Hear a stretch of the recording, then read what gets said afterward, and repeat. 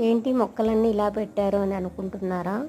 మేము ఇంట్లో వాటర్లో కూడా మొక్కలు ఇలా పెంచుతాము. ఫిష్ బౌల్స్లలో, వాటర్ బాటిల్స్లలో కూడా ఇలా మొక్కలు పెట్టుకున్నాము. మట్టిలోనే కాదు, వాటర్లో కూడా మొక్కలు చాలా బాగా వస్తాయి. చూసారా రూట్స్ ఎంత నీట్గా కనిపిస్తున్నాయో. నార్మల్గా అయితే 10 డేస్కి ఒకసారి మొక్కలు, రూట్స్ అండ్ బౌల్స్ అన్నీ నీట్గా వాష్ చేసుకొని మళ్ళీ ఫ్రెష్గా వాటర్ నింపుకొని పెట్టుకోవాలి.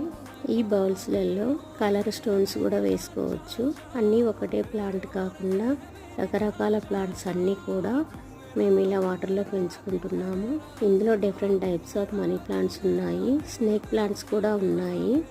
ఎనీ ఇండోర్ ప్లాంట్ అయినా కూడా వాటర్లో పెంచుకోవచ్చు. ఎక్కడైనా గ్లాస్ బౌల్స్ కానీ గ్లాస్ బాటిల్స్ కానీ వెరైటీగా ఏమైనా కనిపిస్తే మొక్కలు పెంచుకోవచ్చు అని నేను తెచ్చేసుకుంటాను. ఇలా మొక్కలు పెంచాలంటే నాకు చాలా ఇష్టం.